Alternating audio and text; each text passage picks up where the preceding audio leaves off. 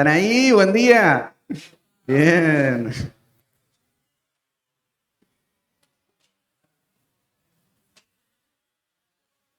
Después de meses, no, ¿cuánto fue? Sin escuela dominical. Semanas, no fueron meses. Pero se sintieron como meses. Volvemos a la escuela dominical esta mañana, así que vamos a orar y arrancamos. ¿Quieren? Padre, gracias por darnos otra oportunidad esta mañana para compartir como hermanos y disfrutar de un tiempo de comunión y de estudio. Gracias por tu iglesia y gracias por la obra que estás haciendo en nuestras vidas. Tú eres fiel y bueno, Señor, y queremos en esta mañana reconocerlo, agradecerte, alabarte y responder, Señor, a tu amor y bondad con un corazón dispuesto, y pedimos que tú guíes este tiempo, que pueda ser de ánimo, de edificación. Te pido que sigas afirmando en nuestro corazón una confianza cada vez mayor en tu palabra, Señor, que cada palabra que sale de tu boca y que podamos vivir por ella. Te pido, Señor, que sigas edificando tu iglesia y que cada verdad que aprendemos pueda, Señor, incidir sobre nuestra vida cada día, no solo aprender para saber, sino para poder vivir para tu gloria en este mundo. Y te encomendamos este tiempo a ti, en el nombre de Cristo Jesús. Amén. Bueno, vamos a retomar nuestro estudio. Hoy toca la lección 6, pero si no me equivoco, ahí la última semana que estuvo Titi enseñándonos, quedó ahí un poquito sin terminar de las 5, así que vamos a retomar ahí. Estamos estudiando el mundo antiguo y específicamente la tierra de Canaán y la historia de esta tierra. Lo que estamos haciendo es estudiando la historia bíblica, pero desde el punto de vista de los hallazgos arqueológicos. No es porque nosotros le demos más valor a la arqueología que a la palabra, solo que el hecho de que la palabra diga algo, eso es suficiente. Para nosotros no hay debate, lo creemos. Pero estamos estudiando la arqueología para poder vivir con una cosmovisión que no deje a un lado todo lo que hay en este mundo, todo lo que se enseña de historia, sino que lo puede evaluar desde el punto de vista bíblico.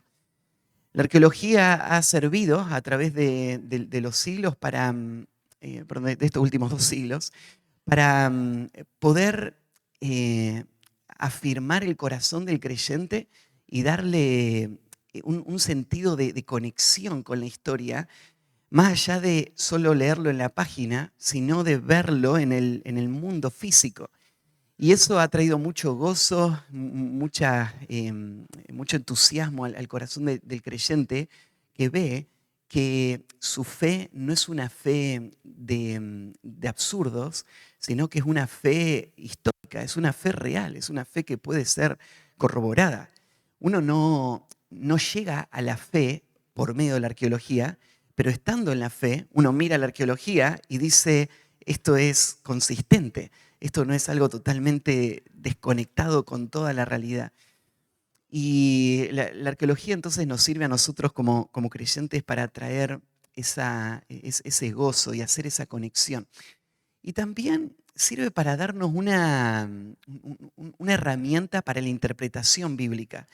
Cuando estamos estudiando la Biblia, hay veces que nos encontramos con detalles culturales o con detalles históricos que, si no les prestamos atención, nos roban, si no los conocemos bien, nos roban el poder entender todo lo que esos pasajes nos están enseñando. Entonces, estudiar historia va a ser una herramienta para la interpretación también. Así que estamos estudiando la historia en un proceso cronológico y ya estamos por el tiempo de la conquista de la tierra. En la sección 5 vimos qué tiene la arqueología para contarnos de cómo fue la conquista de Canaán. Y ahí Cristian nos estuvo hablando de algunas excavaciones y algunos descubrimientos arqueológicos que confirman la narrativa bíblica. La narrativa bíblica es de que alrededor del año 1400 antes de Cristo hubo una invasión y hubo una destrucción de estas ciudades y hubo un cambio de cultura en donde ahora estas regiones van a estar guiadas, gobernadas por Israel. Este ha sido un tema de mucho debate. Hay varias razones por las que se ha debatido esto. Primero, hay muchos arqueólogos que no creen en la historia de la conquista, que no creen que Israel salió de Egipto como un gran pueblo que cruzó todo el desierto y entró a la tierra y la tomó. Y la razón es obvia. Ellos no quieren reconocer el obrar soberano de Dios y el milagro que implicó poder meter al pueblo de Israel ahí, ¿no?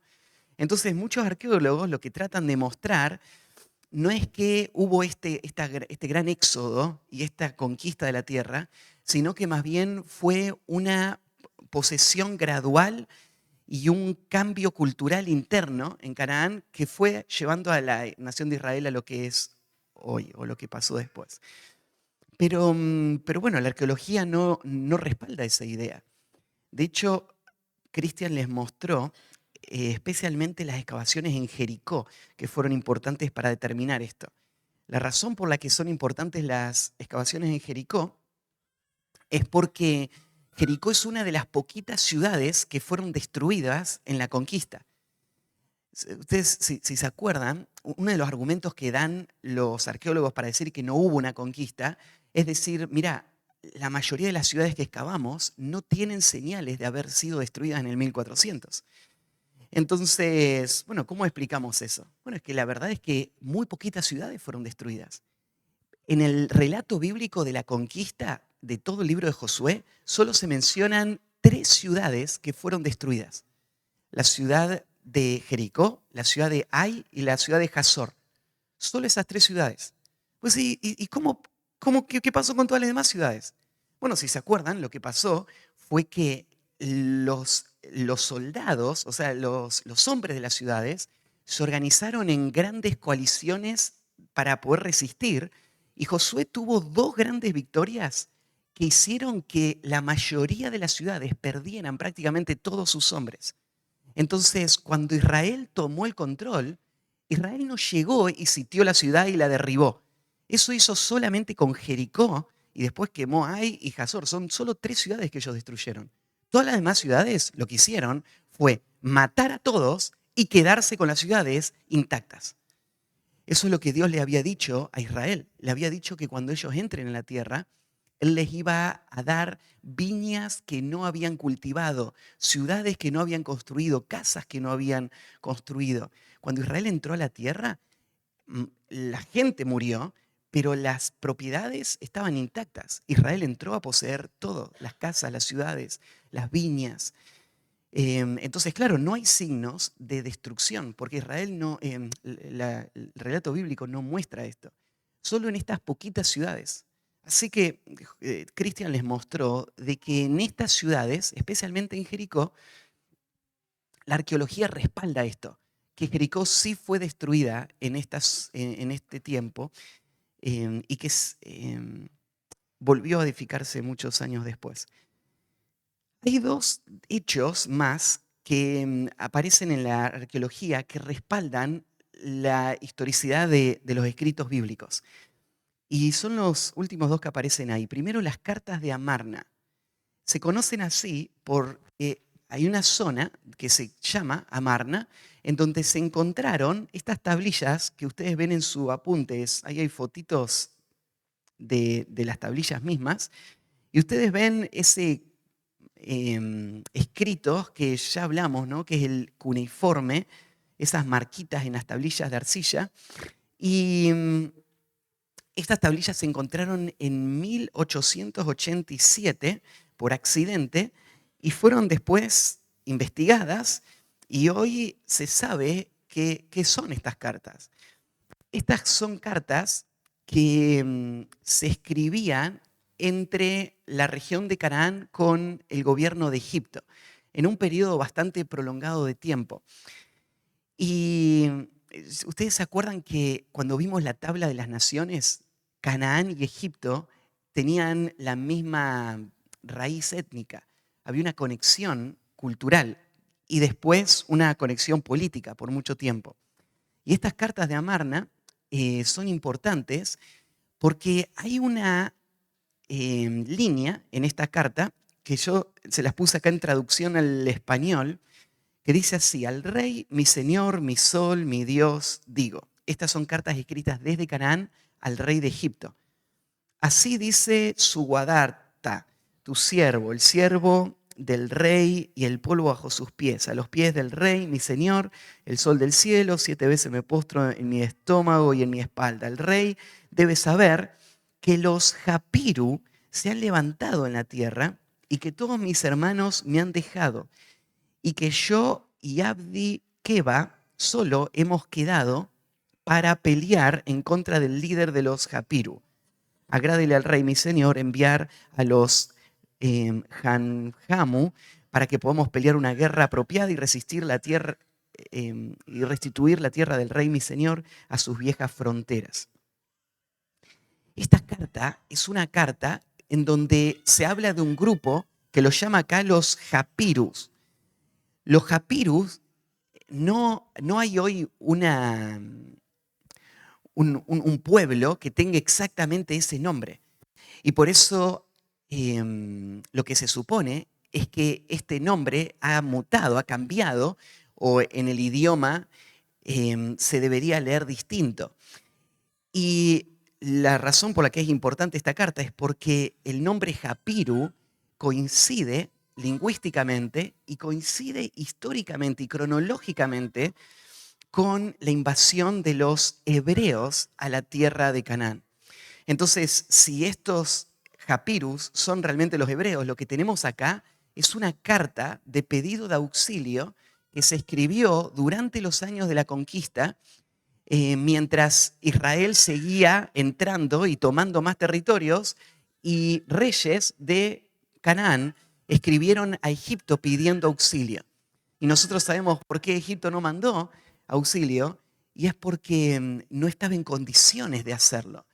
Y si bien estas regiones habían estado controladas por Egipto por mucho tiempo, cuando Dios destruyó todo el ejército egipcio en el Mar Rojo, no solamente evitó que Israel sea destruida ahí, sino que destruyó el poder que iba a evitar que ellos entren y tomen el control de la tierra después. Entonces, este es un registro arqueológico que respalda la cronología bíblica. Lo segundo, se conoce esta otra pieza de arqueología que sirve para respaldar la conquista, es la estela de Merneptah. La palabra estela se refiere a una piedra donde se hacían inscripciones. Esto era una forma muy común de propaganda política, por ejemplo, en el mundo antiguo. Cuando un rey hacía una conquista, él lo que hacía era tratar de inmortalizarse escribiendo en una piedra todos sus logros para que el resto de la historia lo recuerde. Entonces, hay una de estas piedras que es muy famosa, se llama la estela de Merneptah, o algunos la llaman la estela de Israel.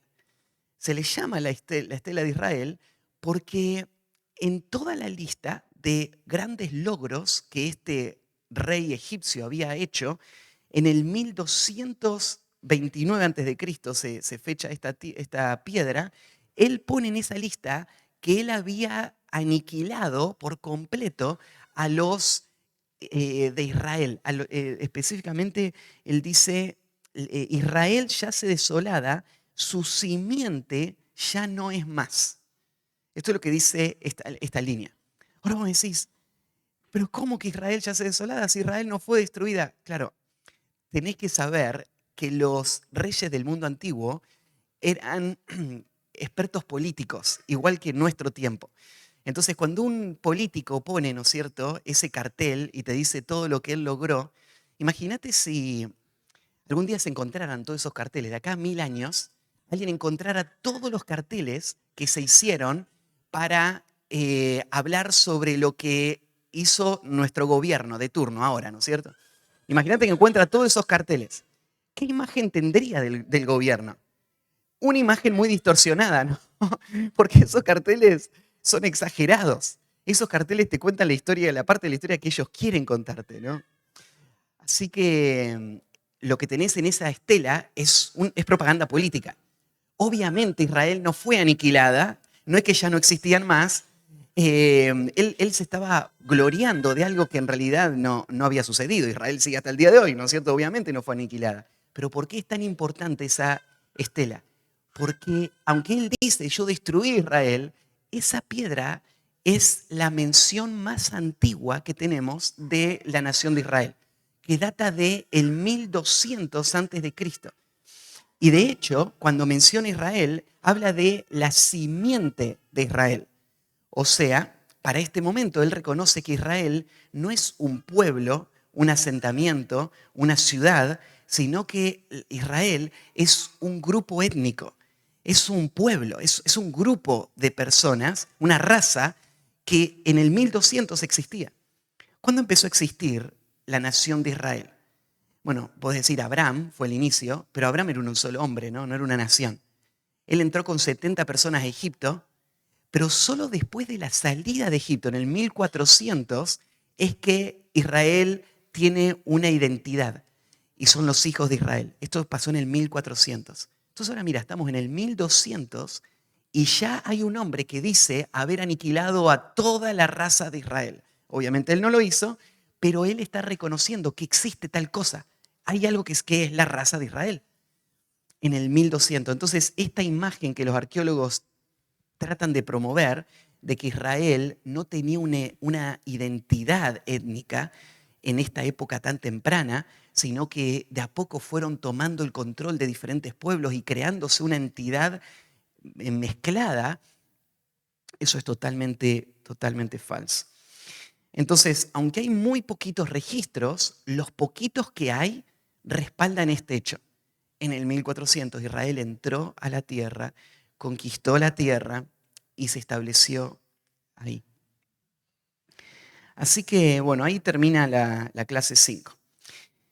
Vamos a pasar a la clase 6 y vamos a hablar sobre la edad de hierro en Canaán. Claro que en la Biblia no aparece la edad de hierro de Israel, porque la Biblia no usa esta categoría. En la arqueología se dividen las etapas de una cultura, de una sociedad, por las tecnologías que desarrollan. Entonces, a partir de la edad de piedra, ¿no es cierto?, las más antiguas, las tecnologías que iban desarrollando iban marcando como una nueva etapa en donde funcionaban distinto. Entonces, según los arqueólogos, en esta época, más o menos en la época que está en la conquista o después de la conquista de la tierra, es donde en Israel, en Canaán, empieza un cambio social en donde la característica es que ellos están usando mejores herramientas, herramientas hechas de hierro, que les dan más facilidad para trabajar la tierra y para la guerra. Así que llamamos a esta etapa entonces la edad de hierro. Dentro de la edad de hierro, tenemos que hacernos este cuadro. En el mapa político del mundo de esa época no había grandes potencias. Babilonia no existía, había sido un gran imperio muchos siglos antes. ¿Se acuerdan cuando estudiamos sobre Hammurabi y vimos, ¿no es cierto?, de las primeras culturas ahí en Babilonia? Eso había sido así, pero siglos antes. Cuando Josué entra a la tierra, Babilonia no era una megapotencia, no tenían un ejército, no controlaban una región. Egipto Egipto también se había debilitado. Ahí nosotros, siguiendo la cronología bíblica, entendemos, ¿no es cierto?, que Dios obró para debilitar Egipto y no había ningún otro pueblo en Europa, en ningún lugar. No había grandes naciones. Lo que había eran pequeños pueblos que estaban habitando en la región. Entonces, cuando Israel entró a Canaán, Dios les dio esta directiva. Ellos tenían que matar a todos los cananeos y destruirlos como un juicio de Dios por el pecado de estas regiones. Y después tenía que vivir en esa tierra una vida de obediencia a la ley de Dios, de fe en Dios, y ser una luz para el mundo. En la medida que ellos vivan eso, Dios iba a bendecirlos y ellos iban a crecer, iban a prosperar. Y ellos iban a crear relaciones con muchos pueblos y esos pueblos, la idea era ganarlos para la adoración al Dios verdadero. Entonces Dios le dio directivas de cómo tratar con los pueblos que no eran cananeos. O sea, con los cananeos no había tregua, no había negociación. A los cananeos había que destruirlos a todos. Mataban hombres, mujeres, niños, a todos los pobladores de todas las regiones debían morir. Los demás pueblos, que no eran cananeos, que vivían en la región, lo que Israel iba a hacer era ofrecer condiciones de paz. Y cuando esos pueblos estaban dispuestos a convivir con Israel bajo esas condiciones, entonces ellos podían tener alianzas y buena comunicación y buena relación con ellos. Dentro de todos estos pueblos con los que Israel empezó a interactuar, hay un pueblo que lo conocemos por las historias bíblicas, que son los filisteos. Y quiero gastar un ratito para hablar acerca de los filisteos. La arqueología nos cuenta mucho de ellos, entonces quiero contarles. Los filisteos eran uno de estos pueblos que Israel no tenía que destruir, a no ser que los filisteos quieran destruirlos a ellos, ¿no? A no ser que los filisteos no permitan que Israel pueda cumplir el mandato que Dios le dio de vivir esta vida que honre a Dios. Entonces, lo que pasó muy temprano es que los filisteos empezaron a pelear contra Israel y a tomar el territorio de Israel, y entonces empezó un conflicto que sigue hasta nuestros días. Para que sepan, el nombre filisteos que aparece en nuestras Biblias está relacionado con la región de Filistea y con el nombre que los judíos le daban a esta región. En griego, los historiadores griegos usaban otro nombre para hablar de este pueblo, y eran los palestinos, o esta región en vez de Filistea se le conocía como Palestina. Y ese sí te suena mucho más, ¿no? Porque en nuestro tiempo el conflicto entre Israel y Palestina es un conflicto mundialmente conocido, ¿no? Y se remonta hasta aquella época. Así que vamos a pensar un poquito de quiénes eran los filisteos. Hay un poco de debate en cuanto a de dónde vinieron, pero hay varios pasajes en la Biblia, arrancando desde la tabla de naciones, cuando describe a dónde se fue a habitar cada grupo, que nos dicen que los filisteos que estaban ahí en donde hoy es Franja de Gaza, que siguen estando ahí los filisteos, ellos vinieron del mar. Ahora, claro, esta gente no nació en el mar y creció en el mar, llegó a esa región del mar, pero la pregunta es, ¿de qué parte vinieron? Cruzaron el mar Mediterráneo para llegar ahí, pero ¿de dónde venían? Los estudios arqueológicos han encontrado conexiones en la cultura, las creencias, los idiomas, las herramientas de los filisteos con un grupo de asentamientos que están desparramados por todo el mar Mediterráneo. Hay muchos asentamientos parecidos a los que hay ahí en Franja de Gaza. En lo que hoy es Franja de Gaza o en tiempos bíblicos había 5 ciudades grandes, importantes, que formaban la base de toda esa región. Pero había muchos otros asentamientos en otros lugares del Mediterráneo. Igual sigue siendo una pregunta, ¿dónde fue el origen real? Y algunos trazan el origen de los filisteos a la región de Grecia. Los filisteos eran muy distintos a los cananeos. Cuando vos lees, vos sentís como que todo es lo mismo, pero si vos hubieses vivido en ese tiempo, hubieses visto que la apariencia física de los filisteos era muy distinta a lo de los cananeos, su forma de vestir, sus casas, sus armamentos. De hecho, los filisteos tenían una cultura mucho superior a todas las que había en la región. Tenían armas que nadie más tenía. Por ejemplo, los filisteos tenían carros con una tecnología de protección y armamentos que no eran comunes en ninguno de los lugares donde estaba Israel. Entonces, cuando hacemos esa conexión, eso echa bastante luz para entender algunos relatos bíblicos. Por ejemplo, la historia de David y Goliat. Es una historia famosa de los filisteos, ¿no? ¿Se acuerdan que eh, David llega al campo de batalla y estaban los ejércitos enfrentados y ve que se para uno, Goliat, y desafía al pueblo de Israel?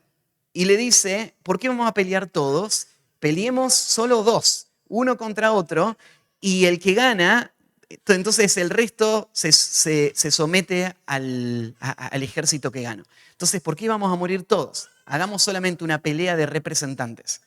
Por eso parece bastante absurdo, ¿no? ¿Quién pensaría algo así? Poner todo el destino de una nación en una sola pelea de un solo soldado con otro. Pero esta forma de pelea y de guerra era muy común en la zona de Grecia. De hecho, hay algunas películas que te recuerdan o que te muestran eso, ¿no? En la película ahí de Troya, por ejemplo, cuando arranca y ponen ahí a un soldado a pelear contra otro soldado. El mismo principio, el que gana, ¿no es cierto?, es el ejército que gana y todos los demás se someten.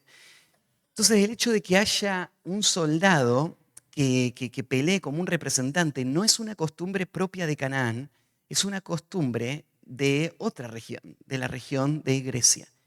Entonces, cuando describe, por ejemplo, la armadura que tiene Goliat, la forma en la que está preparado para la batalla, de nuevo, no es la forma en la que se vestían los guerreros en Israel.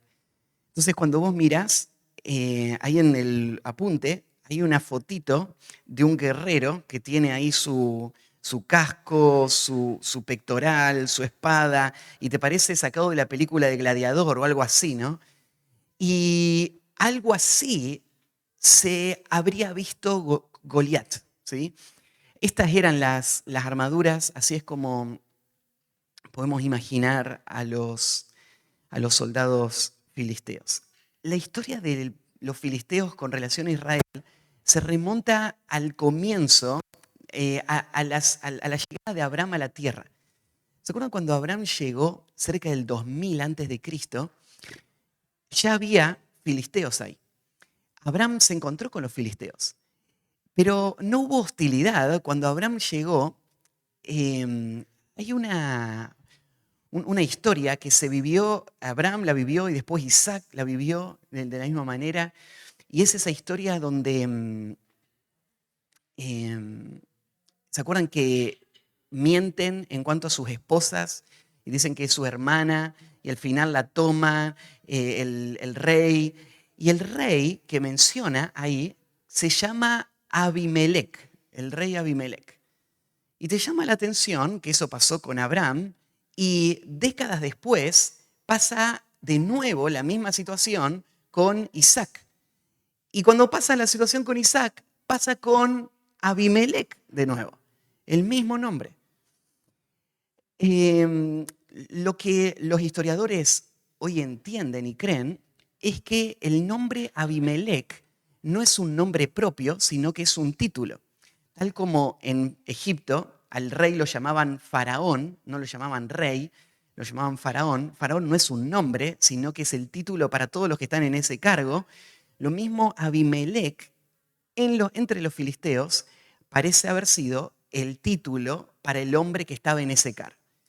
Entonces cuando vos ves la relación entre Abraham y Abimelech, te acordás de que hay un momento donde Abraham hace un pacto con Abimelech. Abraham está creciendo, Dios lo está bendiciendo y prosperando, y Abimelech se siente intimidado por la prosperidad de Abraham.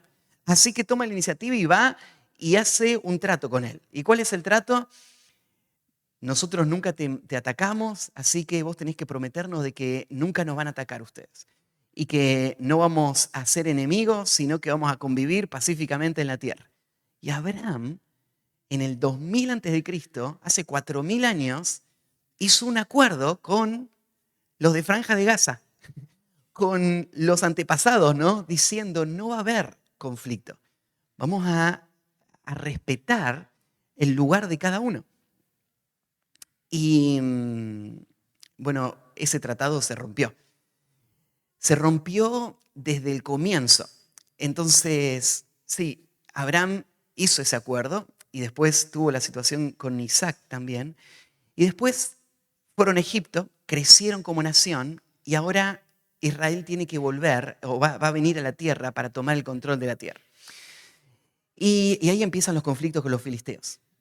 La primera instancia es cuando Dios decide que Israel no vaya bordeando el mar Mediterráneo, que era el camino más recto para entrar a la tierra, sino que dé un vueltón enorme para entrar a la tierra por otra región, porque ahí, al costado del mar Mediterráneo, en esa franja, ¿quién estaban?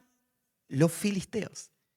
Dios anticipa que va a haber conflicto entre Israel y los filisteos.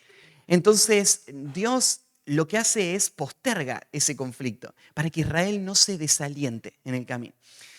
Y les lleva, ¿no es cierto?, por aquel recorrido y los hace entrar de frente a la tierra. Entonces, los filisteos eran los que estaban más lejos. Así que cuando Israel conquista la tierra inicialmente, los filisteos no son echados de la tierra, no son destruidos porque no eran cananeos.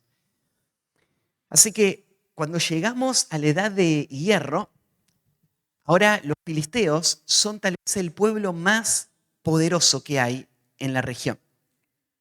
Es poderoso no por el tamaño de su territorio, sino por las capacidades que tiene el pueblo de los filisteos, los armamentos.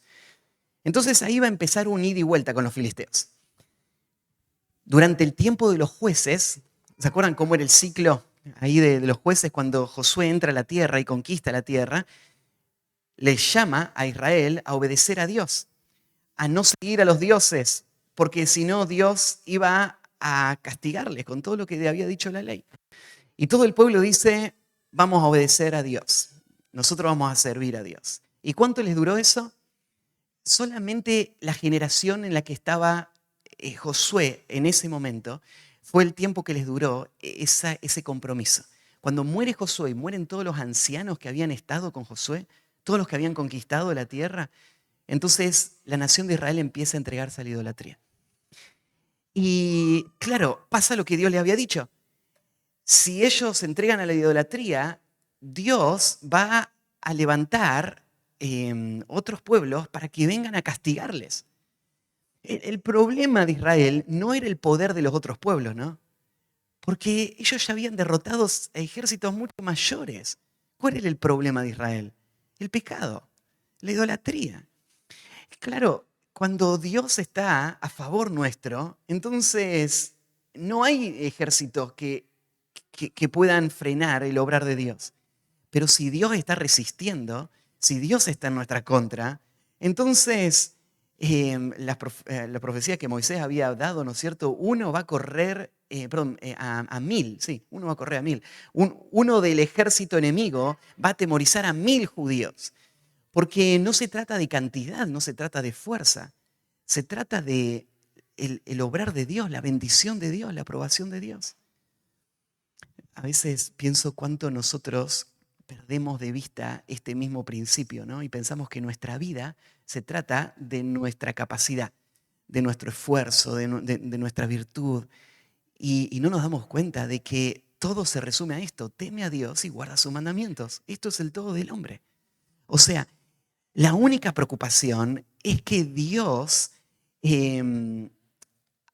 firme mi vida, que Dios traiga su bendición a mi vida. Si eso no está, entonces todo lo demás es irrelevante. No importa cuánto ejército tenés, no importa cuánta capacidad tenés, no importa cuánta riqueza tenés. Es Dios la clave. Y esto pasó con Israel. Entonces ellos empiezan a seguir a dioses de los que había ahí en la región y Dios hace que otros pueblos crezcan y vengan y conquisten Israel. Y en toda la lista de jueces, varios jueces tuvieron que lidiar con los filisteos. Justo estoy haciendo la lectura por el libro de los jueces y leí el versículo, creo que es un solo versículo, que menciona a Shamgar sería. Y menciona, ¿no es cierto?, de que este juez también se levantó y Dios lo usó para liberar a toda la nación de Israel de la opresión de los filisteos.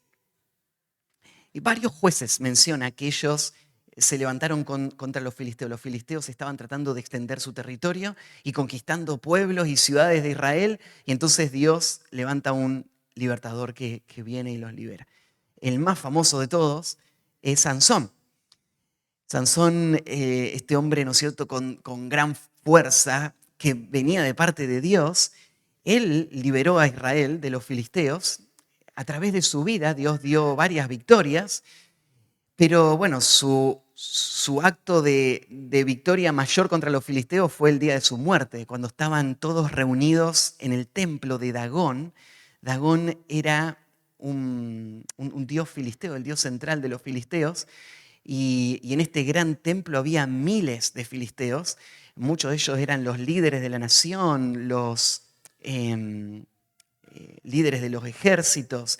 Entonces Sansón ahí se apoya sobre esas dos columnas, tira las columnas y todo el edificio cae, ¿no es cierto? Y mueren miles de personas. Y ese día dice el texto que Dios dio liberación a Israel más grande que toda la que Sansón había hecho antes.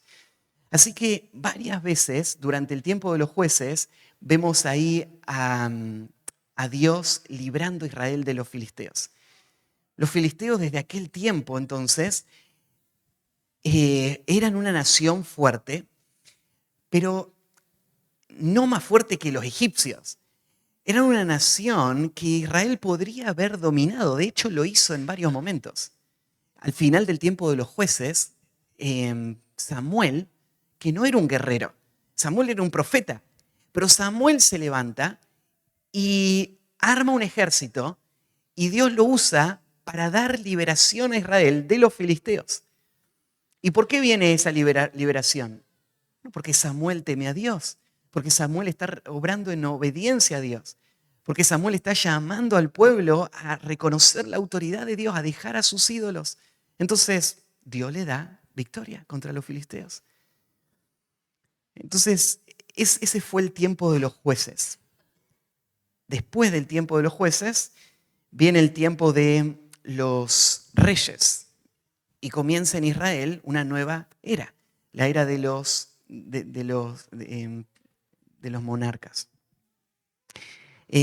Antes de esto, hubieron otros pueblos que también invadieron a Israel. Y se acuerdan de Gedeón con los amalecitas, por ejemplo. Hubieron otros pueblos que Dios también les dio liberación. Pero estamos viendo ahí a los filisteos como un ejemplo de cómo Dios fue obrando en Israel. Así que, bueno, cuando llegue el tiempo de los reyes, Dios concede que Israel tenga un rey. ¿Se acuerdan qué fue lo que pidió Israel? ¿Por qué Israel quería un rey? Queremos tener un rey igual que todas las demás naciones. Pero una de las cosas que Israel dijo, queremos tener un rey que vaya delante de nosotros a la guerra. Queremos tener un guerrero que nos coordine, que nos organice y que nos pueda dar las victorias que Dios nos dijo, las victorias que antes habíamos recibido.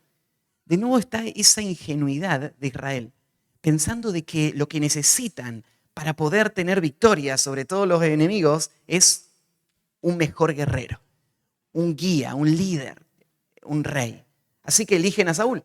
Y Saúl era lo que todos hubiesen esperado, un hombre grande, fuerte, un líder nato. Entonces, ahí lo ponen a Saúl para gobernar. ¿Y cómo le fue a Saúl con los filisteos? Bueno, inicialmente Saúl va a tener algunas victorias que Dios le va a conceder. Es que al principio Saúl responde en obediencia. Dios le da una orden y él va y lucha y Dios le da victoria. Pero de repente Saúl empieza a mostrar su verdadero color cuando empieza a mostrar rebeldía, independencia de Dios, no sujeción a Dios. Entonces Dios le dice, la primera situación que rompe ahí el reino de Saúl fue esa situación donde, ¿se acuerdan que Saúl había juntado su ejército? Estaban listos para ir a pelear contra los filisteos y tienen que esperar que venga Samuel para ofrecer el sacrificio. Y después de adorar a Dios iban a ir a pelear.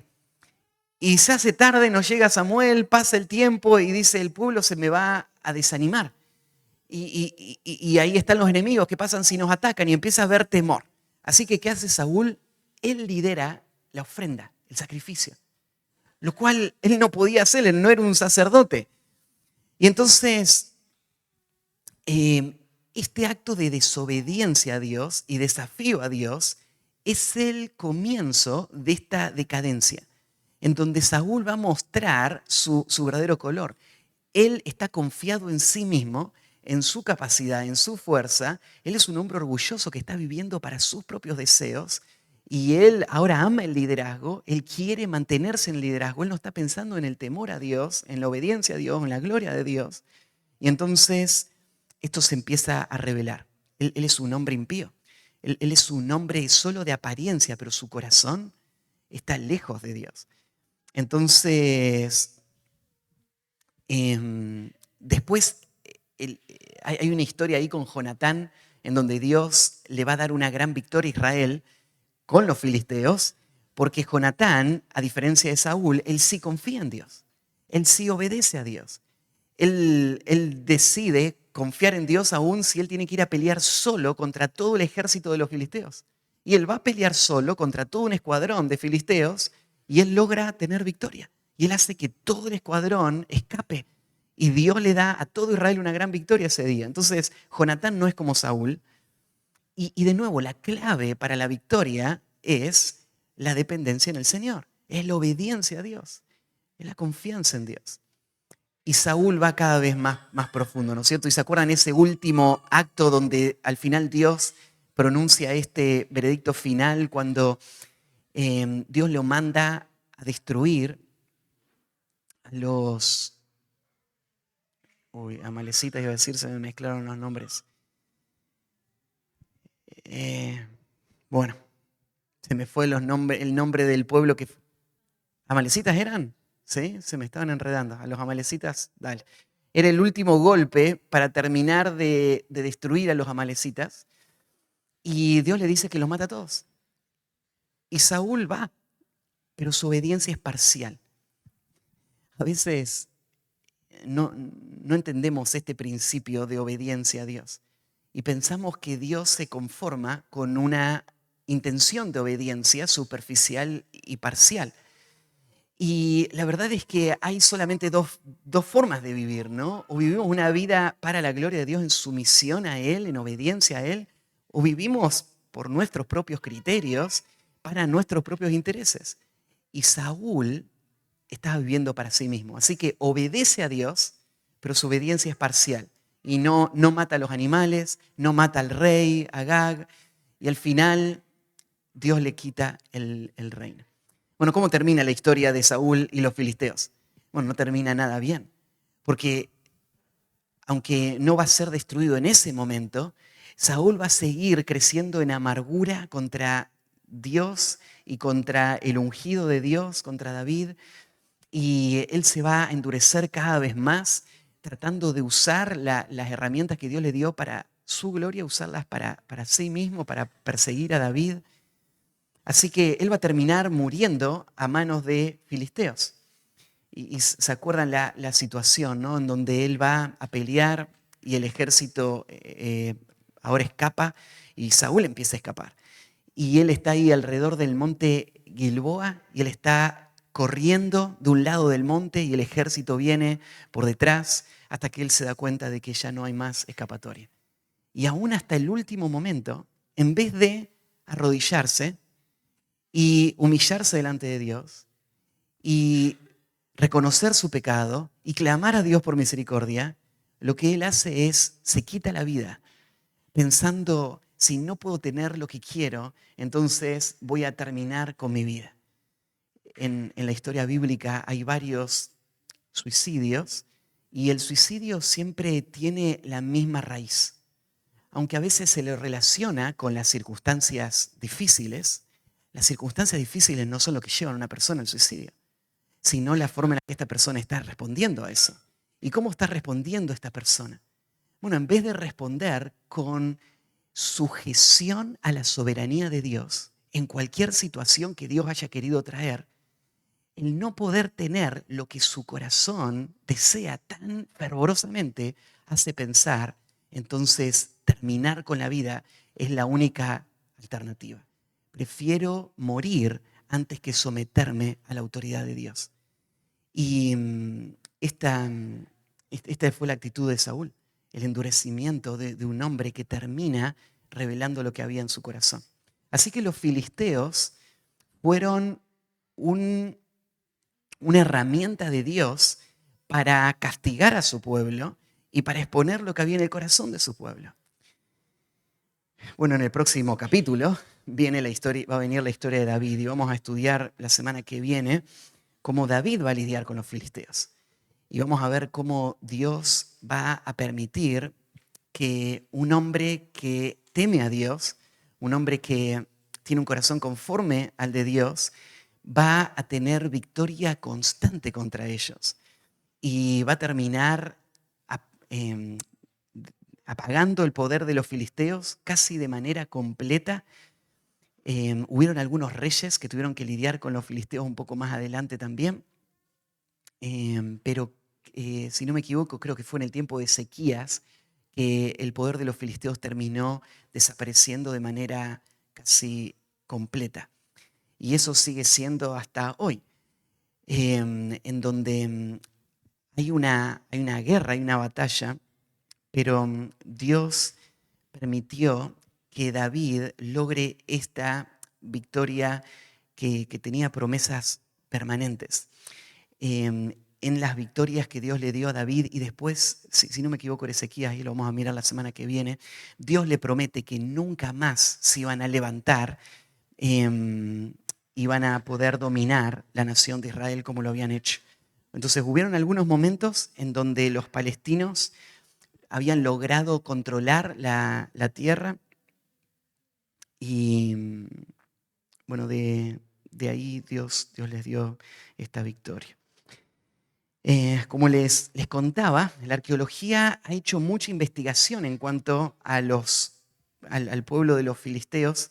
Se han hecho muchas excavaciones en sus lugares y todas las excavaciones van a respaldar este hecho. Cuando la Biblia menciona los dioses de los filisteos, las ciudades de los filisteos, todo esto no son inventos bíblicos, todo esto son datos históricos que son corroborados por la arqueología misma. Así que, bueno, ahí están los filisteos. Preguntas. Quedan 5 minutitos. ¿Alguna preguntita? De este o cualquier tema de la época o de la arqueología o de lo que estuve conversando. Una preguntita. ¿Se va? Dale.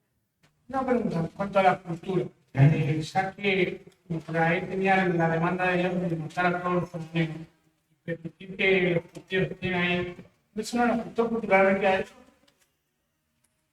Si afectó no destruirlo. Sí, pero lo que Dios quería no es lo que el islamismo quiere, por ejemplo, ¿no? El islamismo lo que dice es su sumisión a Mahoma, a Alá, a cualquier costo. Entonces, el islamismo dice, si hay que aniquilar a toda la raza humana, si es que queda una sola persona viva y esa persona es islámica, entonces vale la pena aniquilar toda la raza humana, si fuese a ser necesario. Dios lo que está haciendo no es aniquilando toda la raza humana. Dios lo que está haciendo es salvando a la humanidad.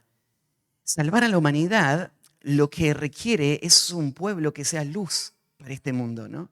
Y eso es lo que Dios quería para Israel. Entonces Dios no quería que Israel destruya a todos los pueblos. Entonces, bueno, ¿por qué destruir a todos los cananeos? Lo de los cananeos es algo especial. ¿Qué es lo de los cananeos? Bueno, lo mismo que pasó con Sodoma y Gomorra. Lo que pasó con Sodoma y Gomorra es que la maldad de estos pueblos había llegado hasta el extremo y Dios va a decidir un castigo especial. El castigo es, todo este pueblo va a perecer. Con Sodoma y Gomorra, Dios hizo caer fuego del cielo y los consumió a todos. Con los cananeos, Dios mandó a Israel y les dijo, yo quiero que ustedes los maten a todos. Yo quiero que ustedes sean el instrumento. Entonces Israel tenía que matar a todos los cananeos, pero no porque esta era la forma de conquistar el mundo, sino que esta era la forma de castigar a ese pueblo por el extremo de pecado al que había llegado y por el castigo que Dios le estaba dando. Pero ¿cómo iban a conquistar todo el mundo? A través de el testimonio, a través de ser luz a este mundo. Entonces Israel tenía que alcanzar a los filisteos, no aniquilar a los filisteos. Lo que tenía que hacer, ¿no es cierto?, era vivir una vida de obediencia a Dios y fe y adoración en el templo que Dios les iba a dar y llamar al mundo a venir. Y esto es lo que Dios va a hacer en el tiempo del milenio. Cuando Dios establezca el reino futuro, cuando se cumpla todo lo que Dios había planeado para Israel, entonces Dios no va a aniquilar a todas las naciones y va a dejar solo judíos en este mundo. Va a haber muchos pueblos y naciones que van a venir constantemente a Jerusalén a adorar al rey. Ese es el cuadro que Dios estaba llamando a Israel a hacer. Claro, pero antes de ser redimidos, ellos no iban a poder vivirlo. Ellos no lo sabían todavía y había mucho tiempo en donde ellos iban a aprender esta lección, que necesitaban un Salvador. Pero sí, no tenían que destruir a todos los filisteos.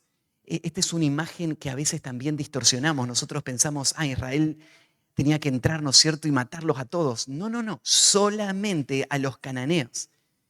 El propósito de Dios para Israel era la salvación del mundo. Serán benditas en ti todas las familias de la tierra, incluyendo los filisteos, incluyendo los egipcios.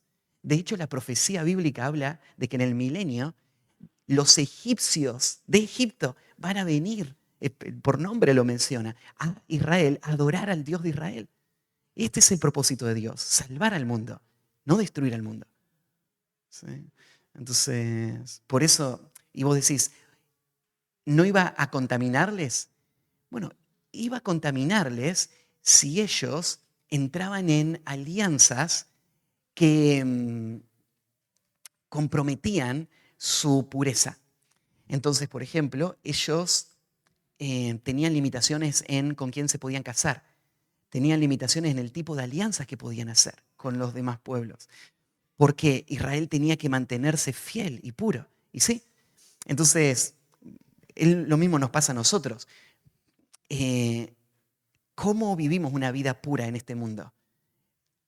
¿Alejándonos de todos y viviendo en aislamiento total? No, viviendo en el mundo, pero no amando al mundo, sino yendo al mundo a llevar el evangelio, ¿no? Y llamándoles al arrepentimiento, a la salvación. Entonces eso es lo que Israel tenía que hacer con los filisteos. Si los filisteos lo atacaban, Israel iba a atacarlos, iba a doblegarlos. Pero Israel no tenía una agenda de aniquilación total, tenía una agenda de salvación al mundo. Ujú.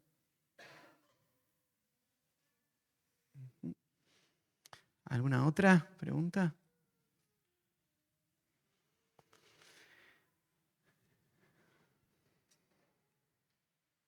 ¿No? Bueno, terminamos entonces. ¿Oramos? Padre, gracias por el tiempo que podemos pasar en estas mañanas de estudio. mirando la historia y reconociendo tu soberanía en la historia y viendo, Señor, cómo Israel refleja tanto de nuestro corazón también y nuestra incredulidad y nuestra desobediencia. Y viendo, Señor, cómo esa obediencia parcial nos afecta tal como afectó a Israel y cómo la idolatría trae las consecuencias. Y Señor, a veces nuestro corazón duro, en vez de confesar la idolatría, empieza a tratar de buscar otra solución humana, como buscar un mejor líder, una mejor alternativa. A veces, Señor, pensamos que el problema por el que las cosas van mal está afuera, tiene que ver con nuestro entorno, nuestra sociedad, nuestra economía u otras personas. Y Señor, siempre el problema está adentro.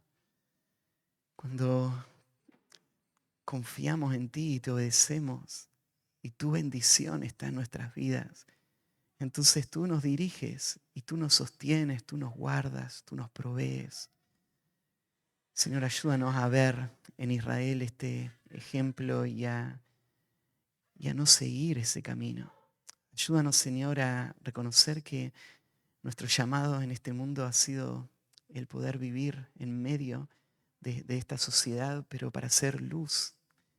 Ayúdanos, Señor, a ser fieles también con esta misión que tú nos has encomendado.